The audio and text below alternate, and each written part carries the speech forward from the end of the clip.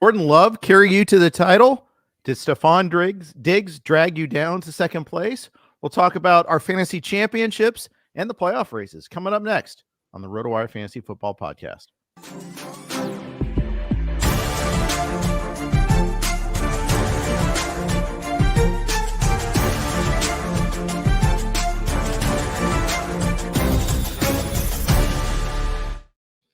Hey, everybody. Welcome to the RotoWire Fantasy Football Podcast. Jeff Erickson here with Nick Whalen. And our podcast, as always, is brought to you by the good folks from SmashUp Fantasy Sports, OddsR, and Circa. Nick, Happy New Year. How was your weekend? How was your Week 17? Happy New Year to you as well. I had a fantastic weekend. We had a fun slate yesterday with everything kind of compacted. No Monday night game, of course, tonight.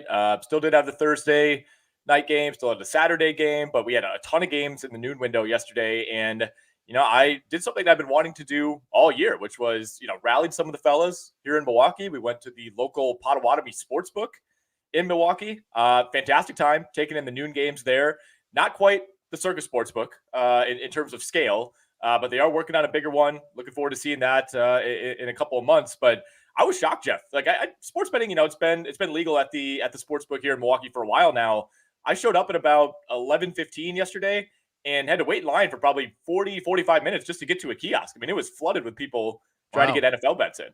Yeah, that is pretty wild. And, it's I love hearing that. But it just shows that the market is there. I also hate hearing that because it's never going to happen here in California. But I'm very jealous. Fingers crossed someday. Yeah, it's just too many moneyed interest, including Las Vegas, who doesn't want that to be happening here. So, did you have any fantasy irons in the fire this past week? I did take home a consolation championship, Jeff. Woo! So, that's what everybody's tuning in to hear. How did that consolation game play out? No, for the most part, in most of my leagues that I care about, got knocked out over the last couple of weeks, so I was not sweating out any big finals. A couple of the guys I was with, we're keeping a very close eye on, Christian McCaffrey, who barely played in the second half of the Niners win over the Commanders. But no, I wish I could, tell some sort of harrowing story where I had Bo Melton in my lineup, and that's why I'm taking home a championship belt. But, it was a relatively average to even below average year for me in most of my leagues. So I had a couple championships yesterday, plus a couple of other things where is essentially works the same as total points contest there. But I had, for instance, a championship though, where I was starting Jarrett Stidham. I was starting Kenneth Gainwell, Tyler Algier. And I also had, it's a super flex plus a 3 wide receivers and a flex league. And I also had to start, which crappy wide receiver was the wrong one. I started Devontae Parker instead of Cedric Wilson. Had I started Cedric Wilson and Kareem Hunt, I would have won. I lost by 10. I was missing Keenan Allen. I was missing Amari Cooper. I was missing Trevor Lawrence, Joshua Palmer. All these people got hurt at the wrong time. The other guy had the better team all year. So I want to say my tale of woe. But the fact is, I could have picked up Brandon Johnson. I didn't do that either. And that would have gotten me the ship. But I didn't. So it happens. Although actually, no, not Brandon Johnson. I take that back. It was a little Jordan Humphrey that I could have picked up. But point is, would you rather get blown out in a final, or would you rather lose by a woulda, coulda, shoulda? I think I'd rather get blown out. I'd rather just win the matchup first and foremost. Sure. I want to be clear about that. I think probably a blowout in that scenario. Then it's over early. You're not scratching and clawing in the late games. Trying to wait for something that's probably not going to happen. But yeah, I mean, it's tough either way. And it sounds like, honestly, I mean, what heart, what courage by your team with all those injuries to still make it to the final, to still make it relatively close. I mean, to be a little Jordan Humphrey start away is impressive in that scenario. Yeah. I had CeeDee Lamb. I had Harrison Butker. So I had some good things happen, obviously. Tyler Algier, that 75-yard screen pass touchdown. I'm like, team of destiny. And then, no. That was the one positive play on the day for the Atlanta Falcons. Yeah. And it was just a total fluke, basically. But it's their one play that they have. But we'll get to that a little bit there. We'll go through these. We'll talk about some of the league winners, league losers, and all that. We may not go like thoroughly through every game like we do every week, but after all, it's New Year's and you got your Badgers on TV right now. So oh yeah, we sure do. The let's start RotoWire Bowl, baby. Yes, that's right. That's right. Is that what used to be the Outback Bowl? I have no idea, to be honest, anymore. I think so, possibly. This game is in Tampa. I know that. Tampa, so that's Outback, I'm pretty sure. Yeah, I think so. I don't know. These change so much at this point, and the Badgers have played in like every upper mid-level bowl now. We were just kind of making the rotation. The Bad Boy Mowers Gasparilla Bowl a few years ago, ReliaQuest Bowl. Like I don't know. There's all these like Southern brands that I'm not really that familiar with. Yeah. We've done a couple of Outback Bowls, and that's a big play by LSU just there. We're gonna do some live play-by-play. It's gonna be awesome. Yeah. But I think he was out of bounds though, so they're all trotting back. Yeah. All right. Some good games. There was a Northwestern Auburn Outback Bowl that was crazy. Mike Kafka threw the ball. Mike Kafka. We had a wild 2-point play to send it to overtime. It was just an incredible comeback, but it was pretty cool. All right, let's go local for you, and that means the Jackson Jaguars. With getting on the board, getting back on the board, playing without Trevor Lawrence, and still getting the W. I was shocked by this result, to be honest. I think the Panthers have been playing better over the last couple of weeks. I thought this could be a potential, just complete disaster spot, really, for Jacksonville, having to start CJ Beathard. And I thought Beathard looked fine, for the most part, about what you'd expect from a veteran backup, kind of more of a game managing situation. But early on, the Jags came down. First 3 scoring drives were all field goals. All of those obviously could have been touchdowns, but they had trouble in the red zone. But I thought Beathard did a very good job moving them down the field. But really, Jeff, this was all with the Jags defense. And Jacksonville has not had a game like this defensively in a while. And I know it's the Carolina Panthers, so it makes it a little bit easier. But 2.3 yards per play.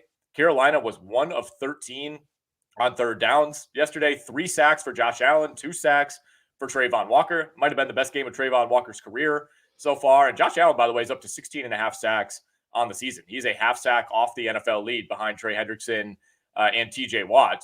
He's also in the top 5 in QB hits. I think we could be looking at, maybe a push for second team All Pro for Josh Allen.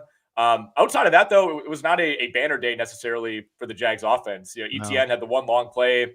If you remove that, he carried 15 times for 40 yards. So credit to the Jags for finally ripping off a long run for the first time in like 6 weeks. But outside of that, it was kind of a lot of the same. It was. And I kind of had buried ETN in my rankings. I think I'm at like 18th or 19th this week. He got the long run, though. So, if you had him, if you got that far with him, you're probably starting him anyhow. I did see like maybe 1 or 2 leagues where people had so much running back depth. They got the Kyron Williams pickup or something like that. So you're pretty much starting him. CJ Beathard didn't do a whole lot, which meant his receivers didn't do a whole lot. Jamal Agnew got hurt on a long catch. So you're down to like 1 healthy receiver now. Yeah. And it felt like it too. And really at that point, the long Agnew play had kind of set up the Jags, and, the Panthers had like 9 drives at that point that had just gone absolutely nowhere. So even though the Jags were basically down to Evan Ingram, who ended up being by far their most productive receiver, the game just kind of felt over at that point. I mean, this was one of like the 5 worst offensive performances that any team has had this season. And, Carolina's had a few games that would meet that criteria. But again, 2.3 yards per play, 124 total yards. It was the fourth worst offensive performance in terms of yards per play on the season, and which it makes you shudder to think that 3 teams have somehow been worse than this, because this was a complete disaster by the Panthers. I mean, Bryce Young was sacked 6 times. At one point, it looked like he was knocked out of the game. Like he was down in a heap, and you're thinking, all right, here comes Andy Dalton. And if you're a Jags fan, that's not good news. I think you'd rather face Bryce Young at this point.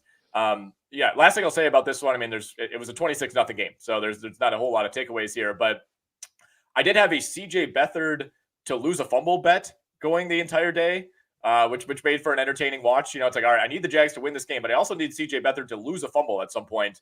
He didn't do it. He took care of the ball. Yeah, it did put the ball on the ground once. Neither team did. That was the one thing. There were no fumbles in this game. So, yeah, the Bryce Young thing was scary. It looked like he was out on it, like just out. It looked like it for a second there. Not just down, but like he looked like he was. I was shocked down. He came back into the game. Yeah, me too. And for what? And that's the thing. That's the thing that's pretty wild about that. So okay, I don't have anything else to say about Carolina and Jacksonville. I'll actually I'll ask you this: Should they have gone to Beathard sooner just to get Trevor Lawrence fully healthy? In retrospect, I think it's a fair question, but I think if Lawrence is saying he can play, I think you got to go with that. I think he's the guy. This is not, some sort of, we want to get a look at CJ Beathard. I think against Carolina at home, CJ Beathard can look okay. He could pilot you to a win like this, especially when the defense is playing as well as it has. But I think if Trevor Lawrence is good to go, he's playing next week against Tennessee, obviously. And over these last few weeks, I think it's easy to say that, Lawrence not being 100%, led to some of his poor play, the 4-game losing streak for Jacksonville. But I don't know. I as a Jags fan, I had no problem with Lawrence being out there. I think their problems are much bigger than Trevor Lawrence overall. So, it's kind of been a very strange situation. The Jags are now in a win and you're in, and you end up winning the division. Also, weirdly enough, like no matter what, the winner of the Houston-Indy game gets in. So there's still a lot at play in the AFC, and they're basically locked into a matchup with either Cleveland or Buffalo in the first round if the Jags do, in fact, make the playoffs, which both of those to me feel like kind of nightmare matchups. Yeah, indeed. They totally are. But you never know. Yeah. Home matchup, if you can do that. I mean, it is wild, though, that they could still possibly miss the playoffs, too, though.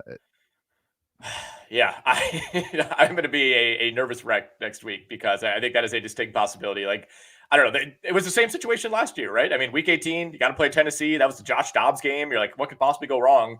And that one, came down to the final possession in the fourth quarter. So I wouldn't be surprised if we get that again.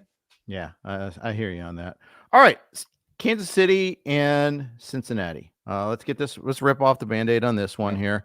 Bengals season is done now. They have been eliminated from the playoffs. That game was going really well for about 2.5 quarters for the Bengals.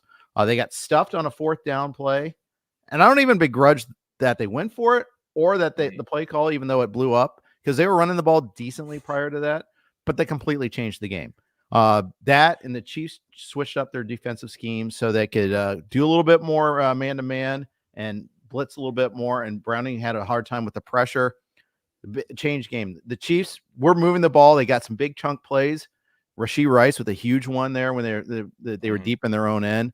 And that's kind of the story of the Bengals season defensively. This was my takeaway from the Bengals is they thought they could replace their 2 safeties with young guys, and they had a hard time doing so, especially because once they lost Cam Taylor-Britt, although he came back this game and he was beaten on a couple of those those chunk plays, but they gave up chunk plays all season long, and it's hard to win when you're giving up chunk plays, even if the Chiefs can't score touchdowns.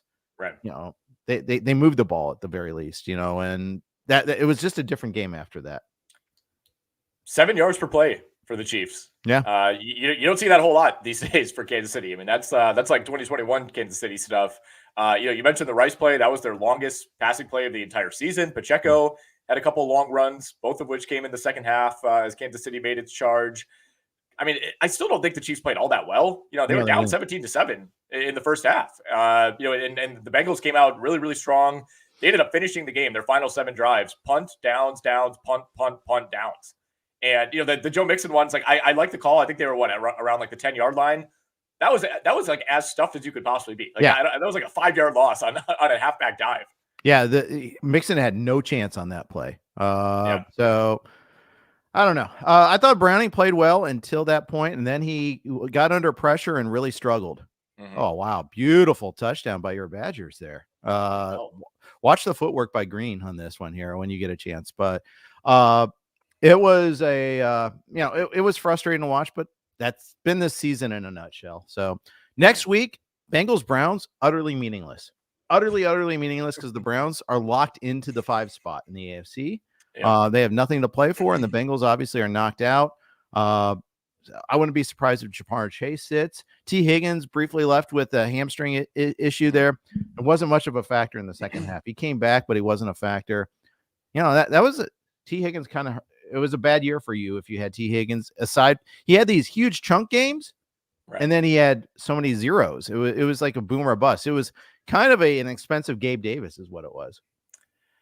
I mean, he is the wide receiver 48 on the year right now in PPR. And obviously, when you miss 4 or 5 games, you're going to rank much lower, but weird season, right? I mean, he was somebody that I was actually targeting, excuse me, as I lose my voice here, targeting in a ton of leagues. Like I was, happy, thrilled when I would get T. Higgins And, kind of thinking, all right, this super high end number 2 receiver, he'd be a number 1 for basically any team in the league other than Cincinnati. And yeah, I mean, he put up 0 points in week 1. Maybe that should have been a harbinger of things to come, but then had a huge week 2. And really ever since then, it just felt like couldn't really string anything together. I mean, he had the back-to-back big weeks in week 15 and 16. So, kind of helped you at the right time in the fantasy postseason. But it's just, yeah, I don't like feel any differently about T. Higgins, the player. I don't look back and be like, oh, wow, he got worse, or I feel differently about his trajectory. It was just kind of one of those seasons where things went awry for both him and the Bengals and just never were able to get it on track. Yep. Chiefs, they're set basically. They clinched the AFC West, so they're another team that has nothing to play for this week, if I'm not mistaken. Yeah, you are correct about that. They are at the LA Chargers, and the Chargers are 1.5 point favorites. So I think that tells you what we might be looking at from a rest perspective for the Kansas City Chiefs. Yeah. The thing for them is, like, do you rest or you try to keep fixing your offense? I mean, that's the tricky part. But the Easton Stick-led Chargers being a favorite against anybody tells you a lot about what they expect out of that game. All right, let's move on. But before we move on, quick note from our friends over at SmashUp Fantasy Sports. Are you one of the many sports fans who are not ready for the fantasy season to end? Then you have to play SmashUp Fantasy Sports, the fastest growing free game. And SmashUp, your traditional fantasy team, gets supercharged by Smash Cards, which are like video game power-ups that you pick to boost the scores of your players or even your entire team. Think your kicker is going to have a big game like Harrison Butker did yesterday? Then choose cards like Big Kick Energy to power them up. Are you starting Justin Fields? Then play Scramble Spikes to score more from his running. Paired with cool video game like visuals, SmashUp is the biggest innovation in fantasy sports in a very long time and really feels like it was designed for sports fans. And here's the best part. You can play for free and win fantastic prizes. No credit card needed, no hidden fees. All users receive 3 entries per week, but with our code RotoWire, you'll unlock a 4th entry every week through the Super Bowl. And if you use our promo code or join the group RotoWire from your profile, you can play against us in our private tournament for a chance to win a free RotoWire fantasy football subscription. Enter now at smashupsports.com and join the future of fantasy sports. Jeff Erickson here with Nick Whalen. We are breaking down the week that was. Let's talk about the team that's the biggest winner of the week, and that has to be the Baltimore Ravens, both on the field and also in terms of locking up their seed in the playoffs and locking up the MVP. And Lamar Jackson. Lamar Jackson, if you had him yesterday, you better have won. He was amazing yesterday. Every drive was just like clockwork. They were just rolling yesterday. Lamar is now minus 20,000 at the DraftKings Sportsbook to win MVP. And you got Dak at 18-1, Purdy at 30-1, Josh Allen 35-1. I mean, this is over. I don't think there's anything that could happen in Week 18 that will change that. And I know we've been saying all year, it's like, the numbers, it doesn't really feel like he's had an MVP season. It doesn't really feel like anybody's had an MVP season, right? And I think it's become clear over the last couple of weeks that the Ravens might be the best team in the NFL. And this is one of those years where I think the MVP just goes to the best player on the best team. And certainly Lamar will be, everybody knows he's that caliber of player. He's going to have a second MVP. Not that many quarterbacks can say that. So, yeah, last week I did not see the Ravens going to San Francisco and winning that game. I thought it was I wouldn't say a false final, but San Francisco turned it over 5 times. They still moved the ball, I think, better than you'd expect if you're just looking at the numbers on Baltimore. But this was a complete decimation, right? I mean, Miami led this game after one quarter. They were up 10-7. It's not like Baltimore just hit the gas from the beginning, but my goodness, 5 touchdowns for Lamar, 321 pass yards. Still being very careful about running the ball. He took a big hit in this game. Like it's a different version of Lamar Jackson than we've seen in years past. He's still, I think, has that in his back pocket, but is using it a lot more judiciously. And you kind of wonder, all right, is he saving this for when he absolutely needs it? And the Ravens just haven't really needed it that much because he's been so good as a passer. Big game for Zay Flowers. Odell Beckham had a monster catch on the sideline to set up another touchdown. And this game just, completely unraveled for the Miami Dolphins. Lamar threw for 321 yards and 5 touchdowns and only threw it 21 times. Yeah. It was just hyper efficient. All these chunk plays. So their very first 2 plays, long pass to Bateman got overturned after a replay review. Long pass play to Justice Hill got overturned due to a penalty on Bateman. They're like, no problem. We'll convert a 3rd and 16. We'll do this.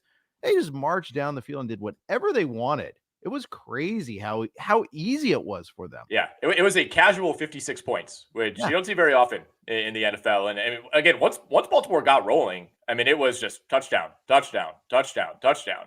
Like you said, I mean, they had turnovers, they had penalties. It just didn't seem to matter. It was pretty unbelievable to watch. And Miami, I don't think Miami played as badly as the final score would imply, but started pressing a little bit in the second half, especially. We got a Mike White sighting at the end of the game. That kind of tells you how things went.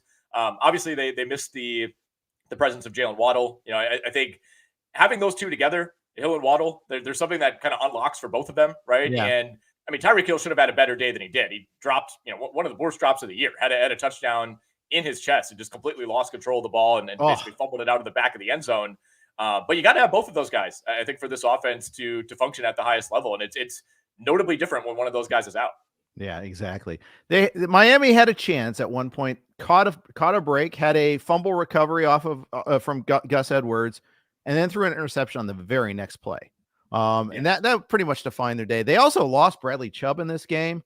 That's a big loss for this team. This was a disaster game for Miami. Now they have to play a must-win game against Buffalo to win the division. Otherwise, they're a wild card. This is.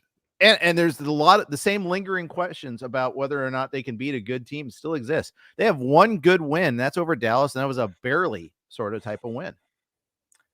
They have one good win. They still don't really have a notable road victory. And they have a huge game in week 18, right? I mean, we're going to talk about some of the meaningless games next week. This is not one of them. There's a reason this is in the night slot on Sunday on NBC. This will decide the AFC East. And really it's Miami's last chance, I think, to kind of notch a resume building win, right? This isn't college football where you need a resume to get in, but right. They're at home. I still think there are some people whose minds won't be changed, if they win this game. But I think if you're Miami, you kind of need this internal confidence building game, really, because you're already locked into the playoffs. Like there's some weird machinations here where Buffalo could still miss the playoffs. Miami's in no matter what, but I think you kind of need a confidence boosting win if you're the Dolphins after losing in this fashion to a team that a lot of people thought Miami could win this game straight up. I think it closed at Ravens -3. Yeah, well, for you and I were both big on the Ravens. I think I made the Ravens my best bet, but I still thought should have been like I was wrong. It should have been set at 37, but I set it at 6. But still, it's a hold on to your butts moment here now for the Dolphins heading into this week. Tua's banged up. They lost Chubb. Who knows if they're going to have Mostert or Waddle? Their offensive line is all sorts of banged up. Yet they're still in the playoffs. Buffalo could be out of the playoffs, or they could be the 2 seed. There's a pretty wide range for that. So let's talk a little Buffalo here. This was not a work of art against the Pats. They won, and good for them for that. And they continued their progress, but this wasn't a really pretty game for them. Wasn't a pretty game for them. It wasn't a pretty game for the Patriots. It was not a pretty game to watch. This is one where you just kept waiting for Buffalo to pull away. And if you're watching on Red Zone, you're like, oh, another interception. All right, great. The Bills, they got to be up, 21 at this point? And somehow, this was like a one-score game throughout the entire afternoon. The Bills only put up 4.1 yards per play. That is terrible. This offense, I think, still has deeper rooted issues that maybe the Bills would like to admit. This is yet another just disaster day for Stephon Diggs, who's had like 10 of those in a row now, after getting off to such a great start. I think that's been, one of the kind of undercovered fantasy storylines of the season is that Stephon Diggs has just had a massive, massive fall off. Dalton Kincaid, nice day for him. Not a great day for James Cook. Nobody really runs on the Patriots that much these days. He goes 16 for 48, gave you negative yardage through the air. Really, it was Bailey Zappi just having an awful day that kept the Bills in this game and allowed them to win. I mean, Rasul Douglas, 2 interceptions, one of which was a pick 6. 2 other picks set the Bills up at the New England 14 and 21 yard line. So really, New England played well enough to win this game if you just take away the turnovers. But that's kind of who they are right now with Bailey Zappi. Yeah, you just can't take away the turnovers, unfortunately. And, I was going up against Josh Allen in my fantasy championship and had Diggs, same team that, I had all these other guys missing. I also had to start Diggs, right? You can't bench him. Right, you have to.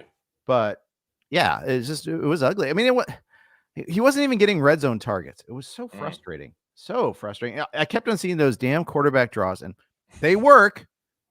Obviously, it works. Allen had 44 rushing yards, 2 touchdowns. I got killed by Allen despite him only throwing for 169 yards. So wrong.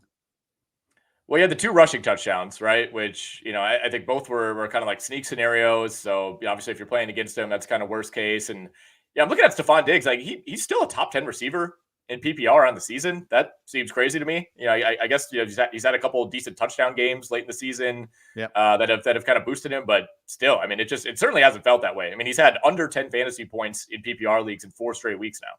Yeah. So what do you do with Stephon Diggs next year? Well, it's tough because we've had so many players who are kind of in that similar level to Stephon Diggs ascend, right? It's like, AJ Brown feels like, even he's fallen off a little bit over the second half, but like, I think, we feel better about him than we did going into the season. Amon-Ra St. Brown is the top 3 receiver. Obviously, Tyreek Hill. I mean, CeeDee Lamb, who's going to be a first team All-Pro next to Tyreek. I think he's passed him up. DJ Moore ranks ahead of him on the season. So I still think you have to draft Stephon Diggs as if he's going to revert back to the player that he was, barring some sort of situational change. Like assuming he comes back as the Bills' #1 receiver, I don't really feel any differently about him. I just wonder how many names have passed him up, right? Does he get pushed to, closer to the middle of the second round just because of how much, young talent there is at that position? Yeah. Hot take is I won't touch him until the 3rd round. Maybe give me time. I'll recover on this one here. Maybe they announce something like, oh, he's playing through this injury or something like that. But after this last 6-week stretch, it may not even, I don't even think Diggs is like his skills have diminished necessarily, but something, ever since the offensive coordinator change, and maybe even slightly before that, he got deprioritized, and he just, I can't trust. I don't know. And we'll see what happens. I'll be interested to see if something develops there, right? Because Stephon Diggs does not seem like the type of guy who just sits back and has 8 bad weeks in a row, right? If he has 1 bad week, and we usually hear about it, and especially if Buffalo were to miss the playoffs or if they make it and fizzle out, it's like I don't know that Stephon Diggs, just kind of goes away quietly in this situation. Right. I don't think so either. I think we're going to hear something in the offseason on that one there, but they keep winning, so he can't complain, basically, is what happens here. Let's share another note from our sponsors at Circa. Get ready for the ultimate big game parties at Circa Resort and Casino. Super Sunday is in Las Vegas this year. Watch the big game poolside at Stadium Swim's big game viewing party.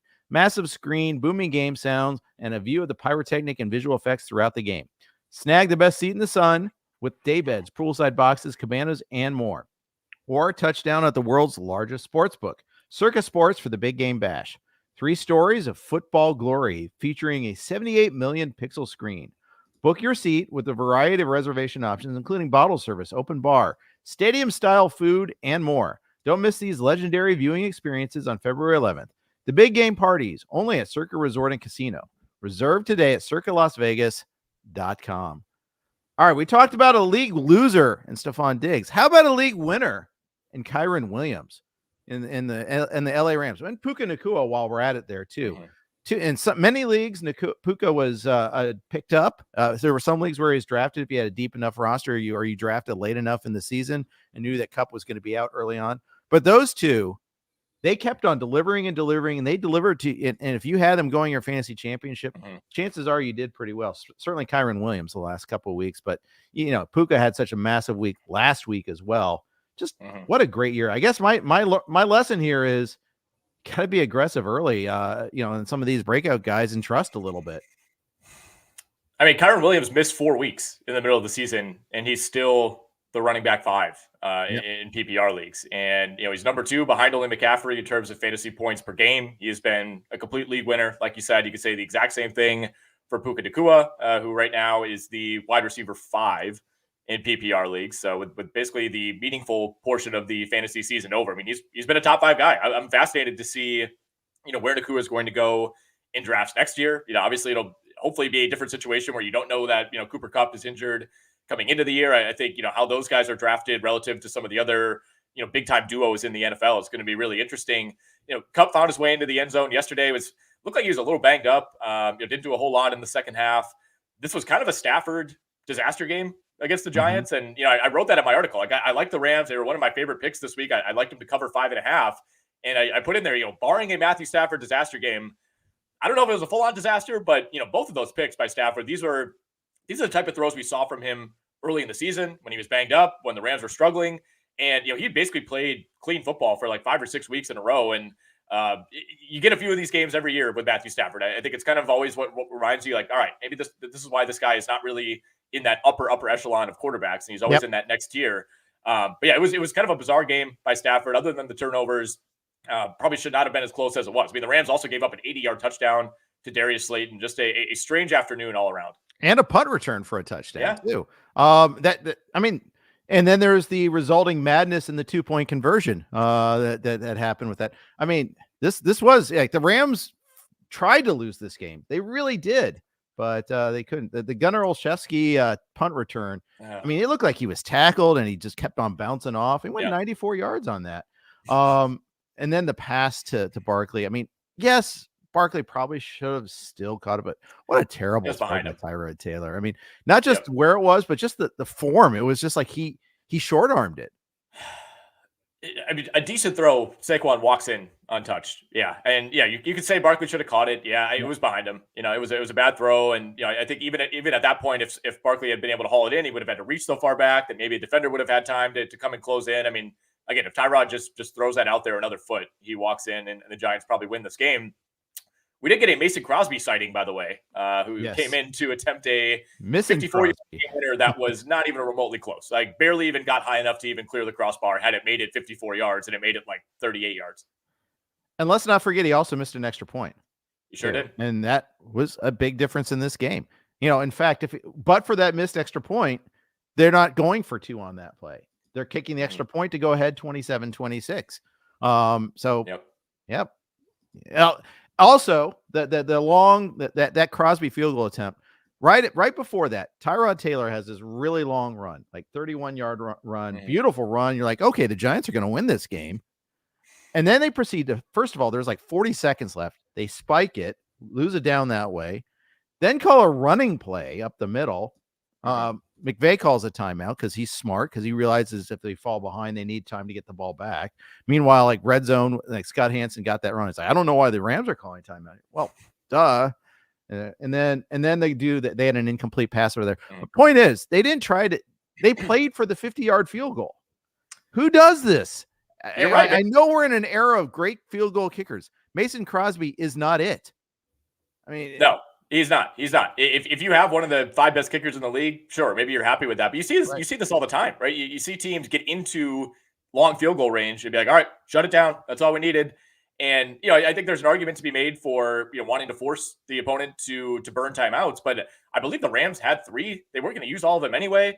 They ended up throwing the ball on 3rd down. Like, it was just kind of a really convoluted sequence by the New York Giants. I wasn't really sure what they were trying to accomplish. I mean, Mason Crosby's just not capable of hitting a 54-yard field goal. Like, he's really never been a long distance kicker. That certainly has not been the case in the latter stages of his career. Like, he was still money, you know, in the 40s for Green Bay over the last few seasons.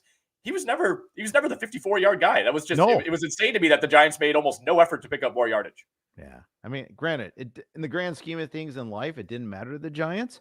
They're 5-11 instead of 6-10, but still, just like, yeah, it's maddening. One other takeaway: Barkley really struggled to find room to run again. This offensive line's awful. I think I've had him overrated all year long. I keep having him in my top 10, and I shouldn't have. So shame on me for that. Yeah. But I'll learn on that. See, maybe I won't learn on it. I mean, I've had all year and I still didn't. But anyhow, any other takes from this game before we move on? Not much. I wouldn't beat yourself too much on Barkley. I mean, great player, bad system. He's still going to finish as a borderline top 10 running back in terms of average fantasy points per game. Obviously, he missed some time early in the year. That will knock down his overall, cumulative ranking. But I don't know. I wouldn't beat yourself up over Saquon. Everybody loves him. It's just, about as bad of a situation as it gets. Yeah, it is. It is. Arizona beating Philly 35-31. Upset of the day. Boy, oh boy. Philly's got some issues. Their fan base is just so irate all the time. Honestly, though, I mean, they just went to the Super Bowl last year. I know they've had a tough stretch, but this is a team that's 11-5 still. I'd love to be 11-5 and be upset. But yes, at the same time, there are some real problems on this Eagles team. Yeah, I mean, I think the way you phrased it is interesting, right? I mean, in order to get upset, you have to be a front-running type of team. You have to be the team that other people want to knock off. And I mean, this was this is pretty shocking, even by Eagle standards. I did not see them losing this game straight up. I was on Arizona to cover, but I kind of thought it would play out like many Cardinals games have this season, where they're putting up yardage. They could pile in some garbage time points, but they're never really threatening to win the game. That was not the case here at all. I mean, Arizona down Marquise Brown, by the way, who was not only out but also on IR and not going to play next week. Arizona did nothing but score touchdowns in the second half. 4 consecutive touchdown drives to end this game for Arizona. This was, to me, an alarming performance by the Eagles defense. The Cardinals had the ball for almost 40 minutes. This was the 7th highest time of possession that any team has put up this season. It was the highest since week 12 when Buffalo held the ball for over 40 minutes on this Eagles defense. They gave up 449 yards, 6.2 yards per play. The Cardinals ran 25 more plays than the Eagles did. Again, closed with 4 straight touchdown drives. James Conner ran all over the Eagles.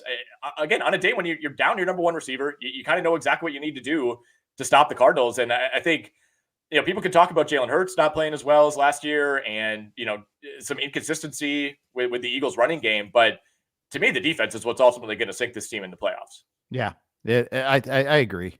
I mean, the thing is, it was at one point it was just their secondary, right? That they had really struggled against the pass. Now Arizona, who is Arizona, ran for 221 yards against them, averaging 5.5 yards per carry. Connor was gashing them. Michael Carter looked good. Go figure. Michael Carter getting out from a terrible offensive regime looks decent. He also had a touchdown reception too in this game. Carter's one of those guys I've always been interested in. I always thought that he was maybe a better player than given credit for. So I don't know. That's something I'm going to watch next year to see what happens. See what happens to Connor if he sticks in Arizona, because Carter looks like someone I could be interested in down the run. Yeah, 7 straight games now where the Eagles defense has given up 100 yards on the ground. I mean, this was arguably their worst defensive performance of the entire season. EPA would say it was the San Francisco game. This is a pretty close second. 221 rushing yards as a team, 449 total yards. Just pretty unbelievable performance by the Eagles. And they got the Giants next week. They should win that game. It's ultimately pretty meaningless for both sides. But I think Philly's kind of out of opportunities to build momentum going into the postseason. And I'm not going to write this team off. Like you said, they were in the Super Bowl a year ago. They still have, in my opinion, one of the 5 best quarterbacks in the NFL, some of the best offensive playmakers in the league. Like, I don't think we can just, write them off and say, all right, this isn't their year. But, they've let the division lead slip. If Dallas wins next week, they will lock up the NFC East and the 2 seed. Pretty amazing. And, right. And I mean, the nice thing for Philly is you get the 5, you still get Tampa Bay or Atlanta or New Orleans, whichever team is going to end up reluctantly accepting the NFC North crown. So I still think there's a path there, but you're setting yourself up for a date with the Niners at some point. And I just, we've seen that once already. I don't think it's going to go any better. Yeah, I agree. So trouble in Philly for sure. Devonta Smith got hurt in this game too. That's something we're going to be watching. They called it a mild ankle sprain this morning. So I think it looked maybe a little worse yesterday than the testing has now revealed. Yeah. Nonetheless, I wonder if they'll hold him out in this game, or if they'll play him against the Giants next week. There, be interesting to see what they do on this one here. They have meaning because they still could get the 2nd seed. They could be a wild card, and I'll say this: whoever wins the NFC South, and we'll get to that in a second. I don't trust Philly even against those fraud teams. I mean, if you can't win at home against Arizona and you give up 450 yards to that offense, anything is on the table here, right? And we'll talk about Tampa Bay, who to me had one of the bigger letdown games of the season, honestly, given how well they played over the last couple of weeks. And I think to me that's still the team of that group that I probably don't want to play. I don't know if any NFC South team should be in. Like, you should just, maybe this is the year where we just say, all right, we'll just give a bye to whatever team gets the 5 seed. Like, nobody deserves this. Yeah, but the problem is, who else do you put? Is there more deserving that's going to get left out? Minnesota? I mean, we'll get to that too, but they're frauds too. I mean, everybody's a fraud. What's not a fraud is Wisconsin, just going to the downs there with first a big stop on 4th down, now a long touchdown. So they're up 14-0 on LSU. So there you go. But you're right. That's just what we do. So there you go. Let's move on. Talk about said fraud NFC South teams, because they are fraudulent. We already talked about Carolina. I mean, they're legit bad. We know that. We don't have to worry about that. But Tampa Bay, what a big egg did they lay today? I mean yesterday. I mean that from a fantasy standpoint, it's just terms of like not being competitive at all in this game. I'm gonna have to do the rewatch later today. I'm gonna force myself to do it. I might wait till tomorrow, but because first of all, there are 10 games going on at once in the early slate. Really hard to track it all unless you're like you and at a sports book. And even then, watching everything, it's not like you have like you're a fly and you have 10 different lenses on your eyes that you could watch, but it's tough. Red Zone does not do justice when there's so many games going on. I do want to give a shout out to the great staff at Potawatomi. They came up to us. They're like, "Hey, what games do you want on?" And I had to say the words. I would like to put the Panthers Jaguars game on the TV. And the guy's like, "All right, well, you are a customer here." But no, you are right. I mean, even having 8 TVs in front of you, you kind of miss things here and there. We still had a Red Zone stream going just in case. This was a game that didn't spend a whole lot of time on those televisions. And Tampa Bay had opportunities here. I mean, this was a pretty disastrous game by Baker Mayfield, a pretty disastrous game by their offense in general. Had a couple big time turnovers, 2 picks for Baker Mayfield. Rashad White had a fumble late where he just basically dropped the ball on the sideline, and the game kind of felt wrapped up at that point. But that was kind of a drive where if Tampa Bay scored, it would have at least forced New Orleans to do something.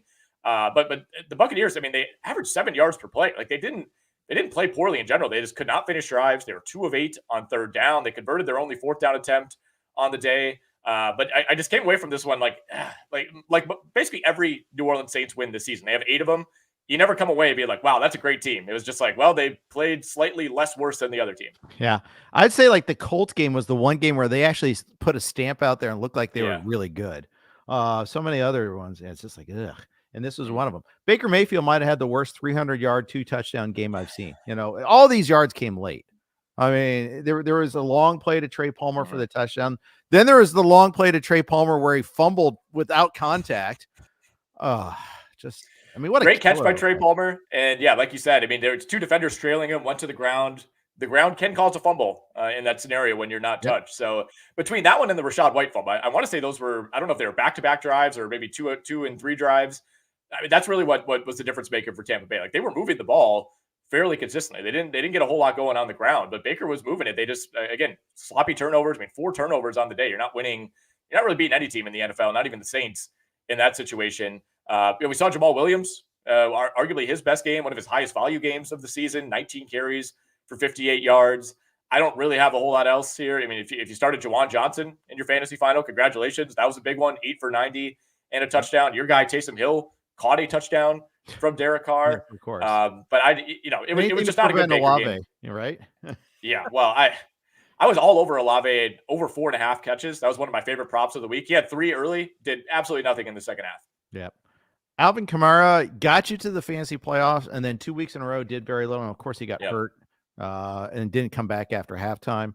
But Jamal Williams, like you said, he averaged 3 yards a carry. I mean, he was just a plotter, but that's all they needed just to try to hold on to the lead.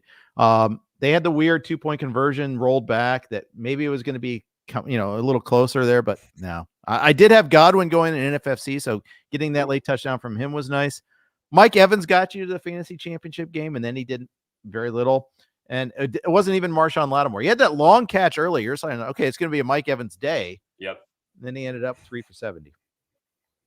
Yeah, really disappointing, but I mean, still a monster season for Mike Evans, which nobody was expecting him to be a top 10 fantasy receiver. I think a lot of people thought he'd be outside the top 20, top 25, right? I mean, I think this was kind of all right, we'll see the big decline as Mike Evans, reaches that stage in his career. And I mean, you talk about a good time to have this season as you're heading into free agency. Like I think he kind of felt like this season could have gone either way, right? It wouldn't have been shocking, if he moved into a different phase of his career. He's kind of in like the Julio Jones. He's signing 1-year deals. He's jumping around. I think there's going to be a bidding war now for Mike Evans, and it gets really interesting, especially if he's willing, to take a 1 or a 2-year deal or something that includes an opt out. I mean, there are like half the league right now would love to sign Mike Evans to even a relatively high dollar contract. Like I think he's proved that he's worth it. A team like Jacksonville, a team like Green Bay. You're kind of looking for that final piece in a receiving core. I think it's going to be really interesting to see where he lands. Yeah, and he's certainly going to land somewhere else. I don't think that you're going to see the the Bucks be able to sign him after this, but we'll see. I've been wrong before. Could be wrong again. We'll see about that one there. But let's move on. Let's talk a little bit about before we move on to before we move on in the next game, let's do a quick note from our friends at OddsR. Are you ready to revolutionize your sports betting approach? Begin with a 2-week free trial at oddsr.com, where cutting-edge AI technology sharpens your edge in the betting game. Benefit from our proven 2-year track record, boasting a 60% accuracy rate and an impressive 10% ROI. The OddsR AI meticulously sifts through extensive data to reveal high-value, green-value plays, guiding you towards smarter betting decisions. And it's not just about the numbers. The OddsR app is exceptionally user-friendly, crafted to be your go-to betting advisor right at your fingertips. Jumpstart your journey to betting smarter and more successfully. Simply visit the iOS or Google Play Store, download the OddsR app, and step into a world of confident betting. Your path to a more strategic betting experience starts with our 2-week free trial. Download today, where smart strategy triumphs over luck. Also, we're on the Blue Wire Network. Here are their ads. All right. Thank you for your indulgence. Thanks to our sponsors for being with us here. Let's talk a little bit about, what's the next game we want to hit here? We covered the NFC South. Done with that. Oh, no, we haven't. We're not quite. We got Falcons Bears, unfortunately. Yeah. Yeah. Let's talk Falcons Bears. Bears are one of the feel good stories. They're like, a lot of the season usually ends for everybody in disappointment, except for the Super Bowl winner. And maybe maybe a team that unexpectedly made the playoffs, made a great run. And then there's like that one or two teams. Last year, the Lions didn't make the playoffs, but they finished strong. I feel like the Bears are in the finish strong category. I think the Bears might be like a borderline good team. This is crazy, yes. Right? I mean, early on, they started 0-4. They get blown out in week 1 in this big game where everybody's expecting the Bears to take a step forward. And, they had that disaster game against Kansas City, and you're just thinking, here we go again. And like you said, I think, they're not making the playoffs. We've known that for a month now. But what other team that's not making the playoffs feels better about their direction right now than the Bears? And obviously there's this huge question hanging over this franchise of, okay, we still need to decide on our quarterback. And given your history, if you're Chicago, it's dicey. It feels like you're going to make the wrong call no matter what, but it's also not the worst position to be in. You're either drafting a quarterback that everybody loves in Caleb Williams or Drake May, or you're running it back with Justin Fields. You're likely signing him to what should be a fairly friendly deal, and you have all this draft capital built around him. So even though you're kind of terrified, damned if you do, damned if you don't situation, you're in a pretty good spot if you're the Bears. And, the defense, I think, has made good on the Montez Sweat trade, which everybody made fun of, myself included. I still don't really love the value, but that feels like, a switch has been flipped since that trade was made. They're one of the 3 best defenses in the NFL over the second half of the season. And they banked wins over Detroit. That Arizona win last week actually looks pretty decent in light of what they've done. I think this is a franchise that is trending in the right direction. And they've kind of eliminated, Jeff, the just Bearsy plays that you get week to week, right? Where you're always just waiting for this catastrophic interception or something. Like Justin Fields, we can still quibble about whether or not he's the guy, but I think he's made real strides. I really do. And this offense has looked very un-Bears like over the last few weeks. Yeah, it has. I at least with Montez Sweat, I still think it was the wrong trade, but they credit the Bears for at least getting the extension. That's not part of the trade, by the way. I mean, it wasn't like conditioned to the trade. They did get it done though. They used that window and they did well to get them extended. So there is that. Justin Fields, I think it is I'm dumb. I think they should keep Fields. But I could see it too. I mean, Caleb Williams could be like a generational guy. Too. That's the thing that's so kind of scary. It's so tough. I think the question is, if you're the Bears, how terrified are you if you trade Justin Fields? You trade him to, I don't know, Atlanta. Are you terrified that in 3 years people are going to look back and say, "Oh my goodness, can you believe they traded him?" And it's almost like a Brett Favre going to Green Bay situation. Like how concerned are you that he would blossom elsewhere? That's what it comes down to, right? Because you're not guaranteed anything with Caleb Williams. And that's something that I think is a little bit of a fallacy when people talk about this, is like, oh man, it's Caleb Williams generational talent. Like, I love Caleb Williams. I think he's going to be good. There is just no possible way to know, right? There's we've seen guys who feel like can't miss prospects not play well. We've seen guys who don't, have major holes in their prospect profile turn into great quarterbacks. There's no guarantee either way if you're the Bears. And I mean, how much does it matter to you as well what you can get for Fields? Like, can you get a first round pick for Justin Fields? Yeah, I think you can, but I think it's so too. interesting. I think you can, but he's going to start to become expensive though, too, right? Right. And you'll have to make that. You're passing that decision on to somebody else, right? And that's the other tricky part there. So I don't know. It's a tough call.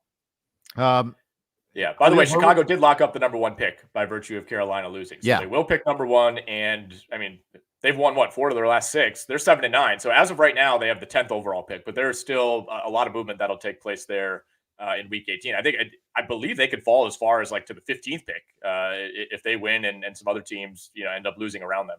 Right. Exactly. Meanwhile, Atlanta wasn't interested in Lamar. Oops. That to me is like, who knows? Lamar may never have even wanted to sign with them, and Arthur Smith might have ruined him too. Who knows? But my God, they've got big problems at quarterback. I mean, they have no solution there. And they've got this is just it's a painful team to watch every single week. Heineke looked terrible outside of a few nice scrambles to kind of set them up. I mean, the Falcons started with 2 missed field goals on their first 2 possessions. Like usually when a team does that, you just know where that game is headed. The Jags did that a couple of weeks ago, and it's always like a harbinger of a disaster game. Yep. Outside of a Tyler Algier 75-yard touchdown on a screen pass, that was pretty much it for the Atlanta offense. And this was really all about Chicago. DJ Moore had a big game. Khalil Herbert had a big game. Bears put up over 430 yards of total offense. And like you said, we ended up seeing some Desmond Ridder in the second half. Atlanta has no options here. I was wrong on Heineke. I wasn't claiming he was going to step in and be a great quarterback. I thought he would be a notable upgrade over Desmond Ridder. I was calling for this earlier in the season. He's better in some ways, but he's almost equally mistake prone at this point, and it just doesn't feel like either of them is giving them any juice. Yeah, I'd agree with that. Yeah, and I think there's like 15 franchises that could really want Atlanta could be one of those teams that's trading up for that #1 spot. They're one of 15 teams that needs a quarterback, right? Maybe 10. I don't know, but what the real number is. I saw a graphic watching. I think it was the Bengals game actually where they showed it. Where it was a CBS graphic. They showed the 16 starting quarterbacks in the AFC. This past week, 11 of them weren't starting this week, either by injury or demotion. And that's just the AFC. There's like 60 starting quarterbacks this year. It's ridiculous. It's insane. It's completely insane. We talk about it on this pod, on the radio show all the time, and it doesn't feel like it's getting any better. I think that's I'm always sad at the end of the NFL season. I'm also, in this case, happy to kind of reset and hopefully get to next year and have better quarterback luck. And it's going to be really interesting. I know we'll have pods, throughout the offseason talking about the draft and whatnot. But you mentioned how many teams are quarterback needy. I mean, there are like 7 or 8 teams that imminently need a quarterback, like to start next season. And there's also like 4 or 5 teams that you could make a case, could draft a quarterback for the future, right? And then some teams that could go either way, like the New York Giants. Like you just signed Daniel Jones, but do you really feel that good about it? I don't know. A team like the Jets could be looking in the future. Obviously, you have Aaron Rodgers for the next year or 2, but who knows beyond that? I mean, it's going to be fascinating, right? And I think there's already 3 quarterbacks that we know are probably going in the top 5. I'm going to be interested to see how many end up being pushed up the board just because of how uniquely quarterback needy this year is going to be. Yeah, and how at least the perception is how it's a good quarterback class too. Right. And unlike the Kenny Pickett year, for instance, there this is the opposite of that. I can assure you. Yeah, absolutely. Another one of the teams that's quarterback needy is the Minnesota Vikings. I'm going to jump to the Sunday night game here. Seeing what we saw out of Jaren Hall, how crazy was it to start him? I mean, we gave Kevin O'Connell a lot of credit. Yeah. And he looked not at all ready for prime time. To me, it almost felt like overreactionary to some of the turnovers that Nick Mullins had last week. Like you saw Kevin O'Connell, getting on Mullins last week, and that's just not something you see from O'Connell. He's not really that fiery of a guy. Right. And that kind of stuck with me, and you just wonder if that was kind of a hasty decision. Obviously, we saw Nick Mullins come in the second half last night and look marginally better than Jaren Hall. But no, I was shocked by that decision. I was telling you on the show last week, like I really liked Minnesota when I thought Nick Mullins was starting this game because yes, he's mistake prone. Yes, he could throw 4 interceptions in any given week. It's also the Packers defense, right? It's like this is the week where somebody like that I think can succeed. You could win a game, 33-30, just like the Packers did last week against Carolina. And I think I was open to the Jaren Hall experience. Nobody really knew what he was going to look like. It could have gone well. I thought there was a much better chance that it went poorly like it did last night. But yeah, it was a really strange decision by a Minnesota team that has a lot on the line, right? It's not like you're the Chargers here and you've been eliminated for 2 weeks. Like I don't know. To me, Nick Mullins very clearly gave you the best chance, and maybe you keep him on a short leash. I thought it was a strange decision, and obviously that's what led to this game getting away from Minnesota within like 3 drives. Exactly. And you could just see right away, like, oh gosh, this is bad. They even showed, like, in the second quarter, there's a throw where the ball basically slipped from Hall as he's trying to throw, and they panned to Kevin O'Connell, and you just see him wince, and you're just like, yeah, oh boy, what? It was like Arrested Development. I've made a huge mistake. Yes, I know exactly the play you're talking about. It was a bizarre, camera angle to kind of see that ball just like hovering around out there.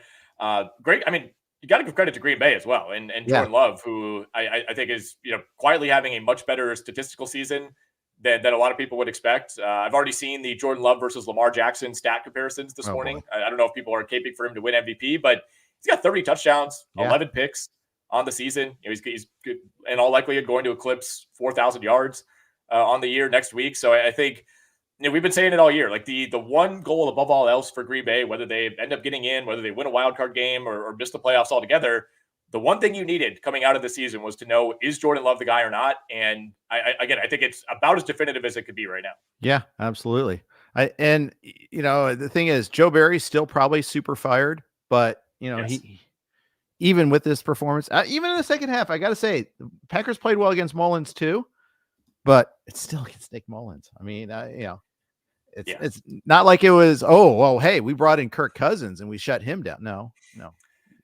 I was watching the game with a bunch of Packers fans last night, and the Joe Barry thing was brought up, and like people were hoping that the Vikings like put up some garbage time points just so it didn't look like it was a good defensive game for the Packers. Like that's where we're at now. It's like people want teams to score just so Joe Barry is fired. But no, I think he's got to be gone. I think that is, if you're Packers management, and I know they're a uniquely managed team, I think you got to tell Matt LaFleur, like, hey man, we like you. If you're not willing to fire him, then you're out too. Like it's gotten that bad. Yeah, maybe he doesn't. Maybe you can say you don't have to fire him, but we will. It could be that. Right. I don't know. Yeah, it's like if you're coming back, he's not coming back with you. I mean, it's done. I read this morning Minnesota was pressured on exactly 50% of its dropbacks. That's the highest rate that they've been pressured, and the highest rate that the Packers have pressured any team this season. It certainly felt like it. Obviously, Jaden Reed, fantastic last night. You talk about a league winner, a guy who was going undrafted in the vast majority of leagues. He had another big day. Every time he's healthy, he has a big day at this point. And then we had the Bo Melton game out of nowhere. 6 for 105. The first 100-yard receiver all season for the Green Bay Packers, Bo Melton. That stat right there is one that you could have fooled me with for sure. That's amazing. Jaden Reed got hurt in this game too, so that's something to watch for with the chest injury. And he missed last week. Obviously, he was kind of limited. It's going to be your basic limited practice again this week. I'm going to have so much fun updating the Packers receivers in the value meter this week. Let me tell you, love week 18 value meters. By the way, super fun to do. So yeah, it'll be fun. But Aaron Jones also looked good, by the way. Yeah.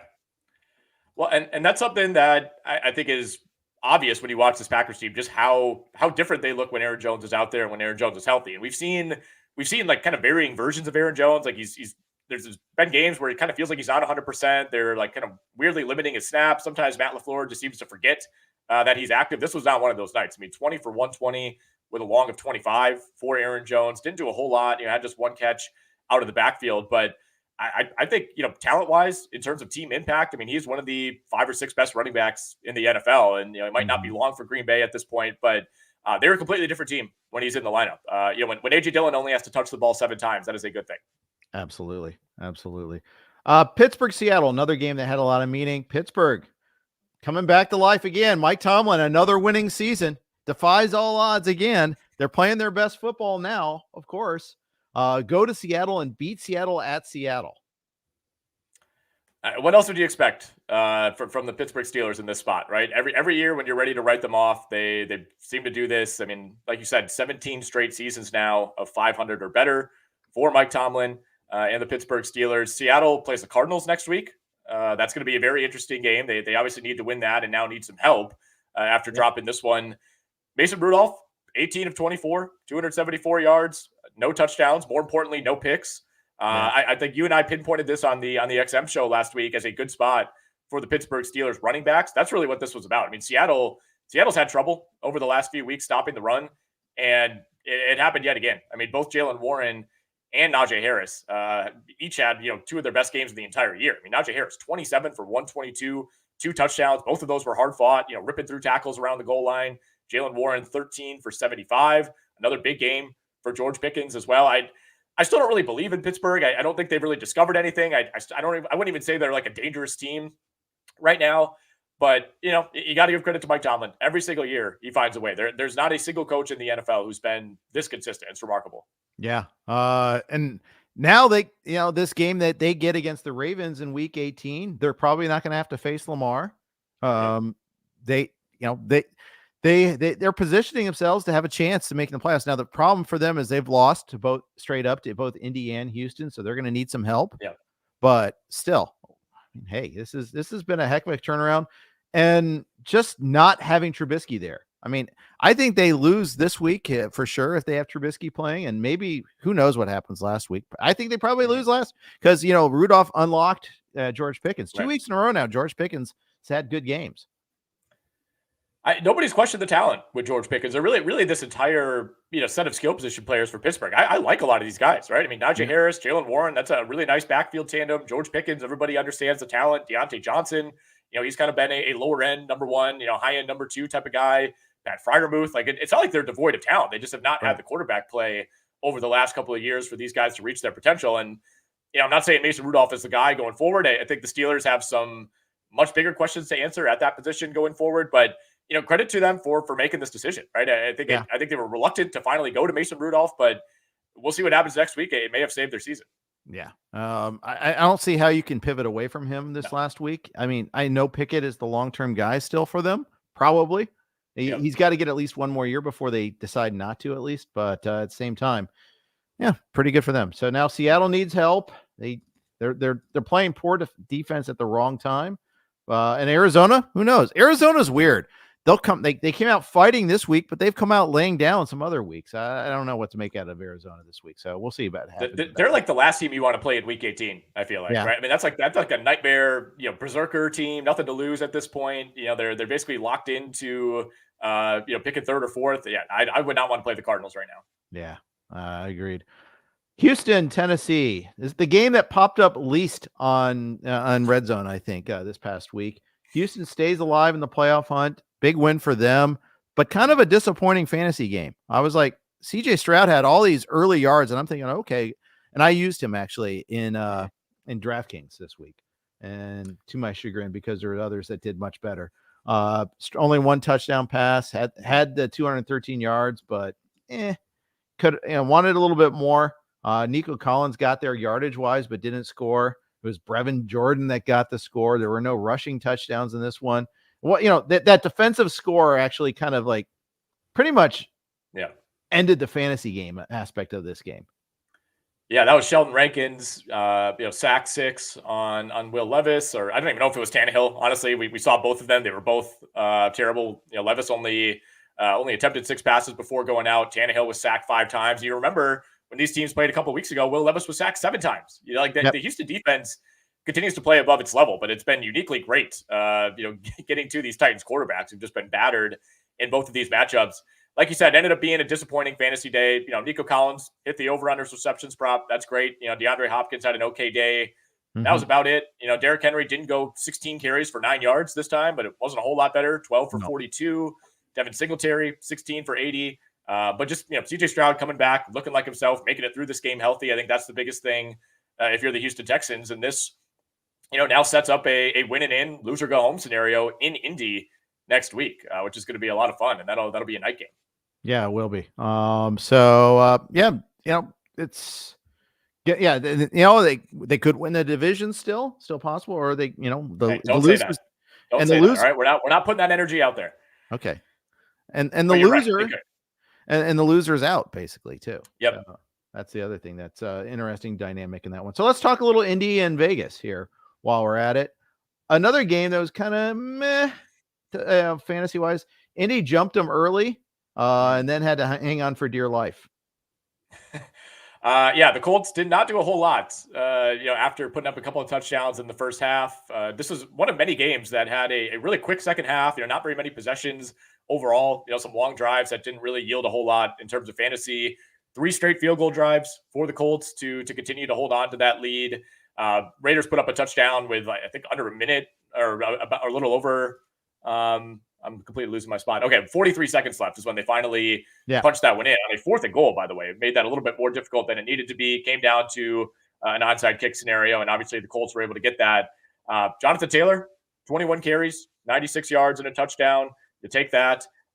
Trey Sermon, Tyler Goodson were the other guys that backed him up, but it was really, it was like 90% of the carries were on Jonathan Taylor. We did not see Josh Jacobs. Took that decision, relatively close to kickoff yesterday morning. Ended up being a Zamir White day. Nice day for Devontae Adams, 13 for 126 and 2 touchdowns. I thought Aiden O'Connell actually played fairly well. Like, I had no idea what we were going to get out of the Raiders. Like, we've seen like every possible variation to the extremes over the last few weeks, and I thought he actually looked okay. Yeah. I'm going to have to. This is not one that I was watching a lot of. It wasn't a main screen or even a secondary screen. So I'll come back. Like, when I saw the Devontae Adams line, I was shocked. At what a big day he had. I know he scored, but then like 13 for 126. Really? I didn't realize that. And so that's going to be one I'm going to go back and rewatch. But I mean, talk about a guy who, last week against the Chiefs, he had like 4 yards. This week, 13, 126. So go figure. Yeah. I mean, Aiden O'Connell had 0 yards over the final 3 quarters last week, and obviously they put up 63 the week before that, and then they were shut out by Minnesota the week before that. So, we had every possible sample, and I thought this came in as an above average afternoon for Aiden O'Connell, given, what the possibilities were. I mean, 370 total yards for the Raiders. They're not a team that puts up 350 plus very regularly. No, they're not. They're not. So Zamir White, I mean, I had him in my top 15. He got over 100 yards from scrimmage, but he couldn't punch it in. And that was kind of a killer, if you started him in a fantasy format there, if you use the free square in DFS on him, these are things that, you did all right, but you would have liked a little bit more. He's fine in cash games, not good in tournaments. Let's move on. Not too many other games left. I've been kind of skipping around here, trying to find games with meaning. And we, Niners and Commanders, haven't talked about them at all. Big for the Niners. Couple, first of all, clinching number 1 seed. There is like 0% chance that you're going to see McCaffrey this week, given that he left with an injury. That's the one we're going to be like kind of scared about, but now he at least has 3 weeks to kind of recover.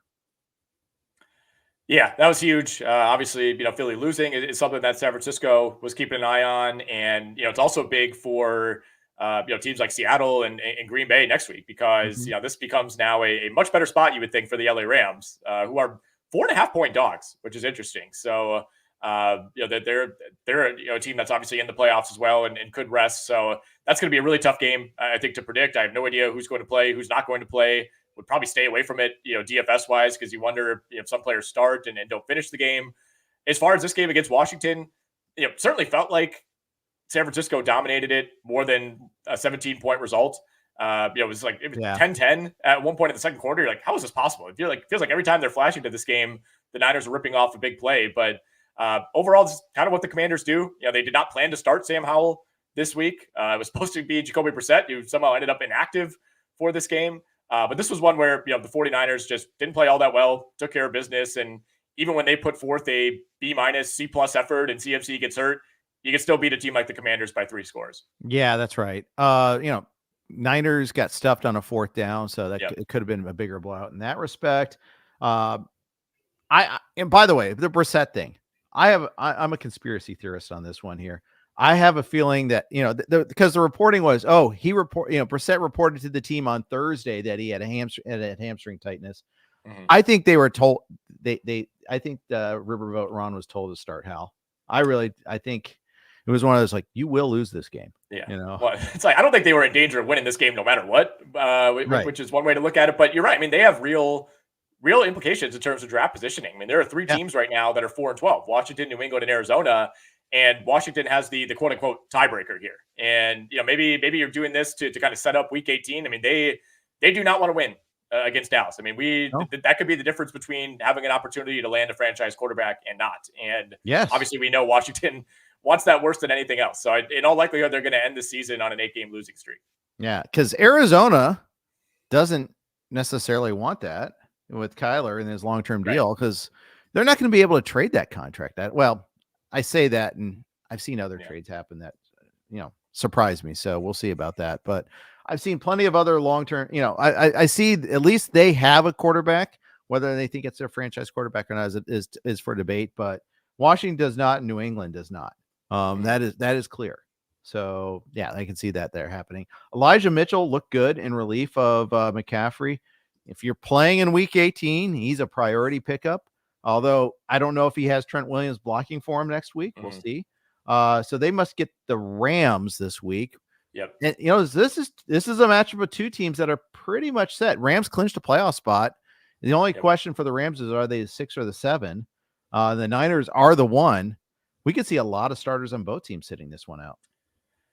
Right. Yeah, we could. And, I think if you're the Rams, there's enough on the line here that you probably want to hold on to the 6, right? I mean, maybe you just kind of play the matchup game and it doesn't matter all that much. I mean, to me, I'd rather go to Detroit than go to Dallas. But we'll see where the Rams come in on that, because if Green Bay ends up winning against Chicago this week and the Rams lose, the Packers would actually jump to the 6 by virtue of having beat the Rams straight up in Green Bay. So to me, it just depends. Do the Rams actually care about that? Do they prioritize health? Like we mentioned earlier, it looked like Cooper Kupp got a little bit banged up, late in that game. And obviously they're going to be a team that's conservative in that respect. But we have a few, these games are impossible to predict, right? These week 18, meaningless / somewhat meaningful for one team or the other. It's like, good luck guessing the spreads this week, because some of them, kind of make no sense until you start to dig into the details. Yeah. I listen, his newsletter was talking. There's a difference between eliminated and not caring. Not caring. I think the teams that are set in their spot are the one, those top 4 teams. Those are the ones that you said, and you already alluded to the one line there with the Chiefs and Chargers going to be that way. That's pure not caring. The eliminated teams, a lot of those players are playing for jobs. They're playing for putting stuff on tape.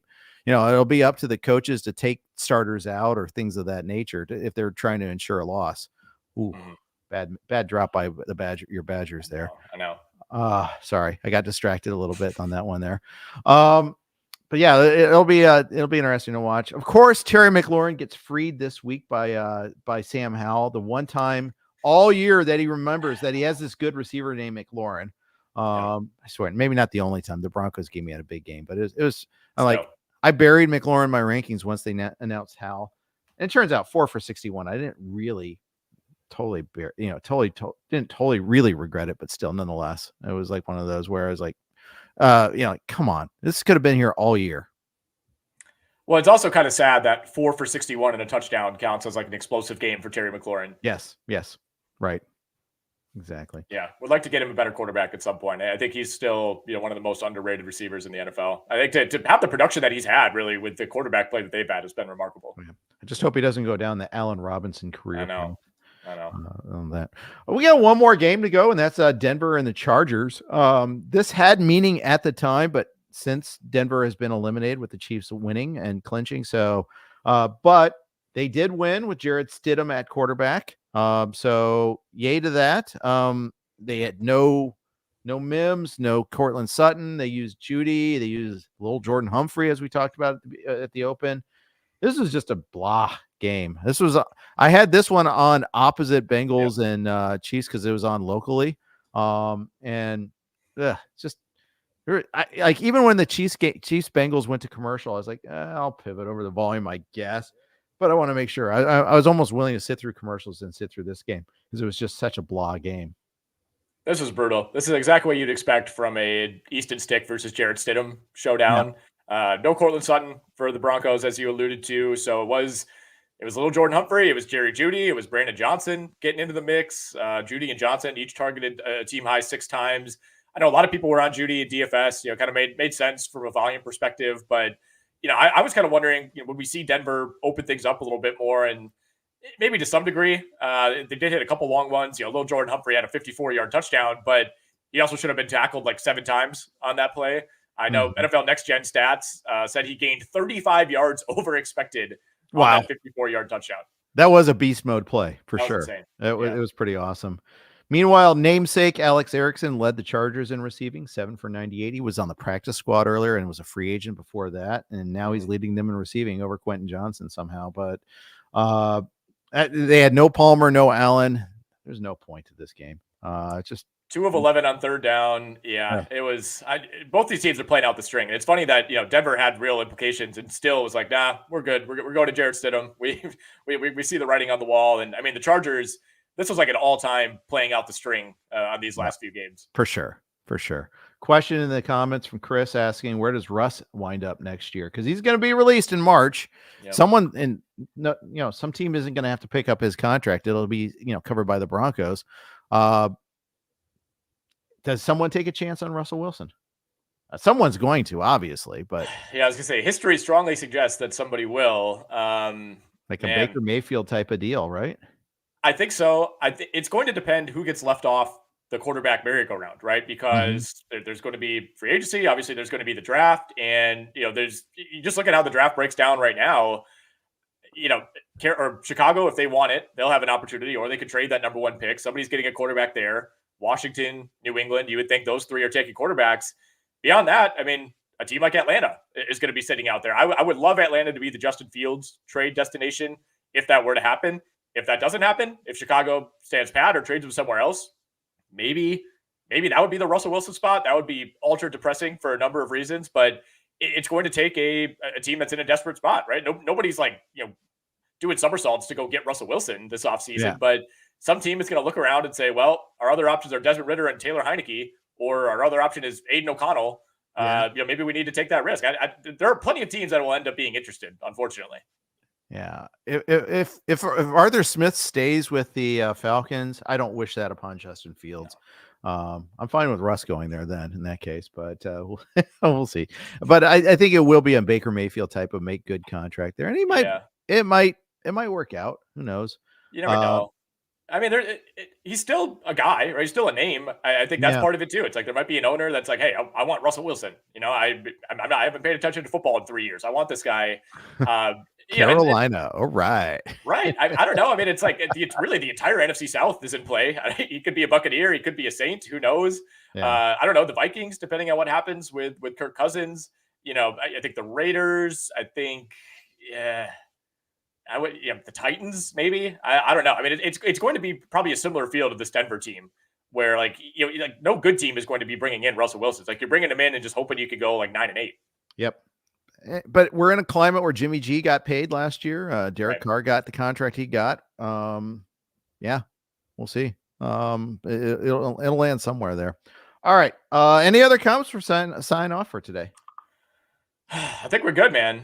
This is a fun week of football. Good to have the Jags back on the winning side of things. Yeah. I'm in a notably better state of mental health after a month of losing, but looking forward to week 18, man. It's going to be a nice mix of just complete crap games with nothing on the line, and then big ones like Jags Titans, and of course Bills Dolphins. Yeah, exactly. Looking forward to that as well. And I'm at peace knowing that the Bengals season ended in disappointment, but it is what it is. Doing what they loved. Yeah, and we'll get Burrow healthy for next year, and we'll go on from there. So, all right, that's going to wrap up the show. Thanks everybody who spent a little bit of their New Year's with us.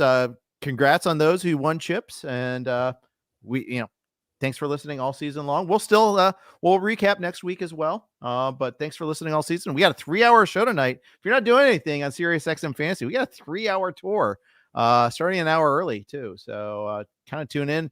You watch a little college football and listen to us on the side at the same time if you don't want to hear the broadcast there. So thanks everybody for tuning in. Take care.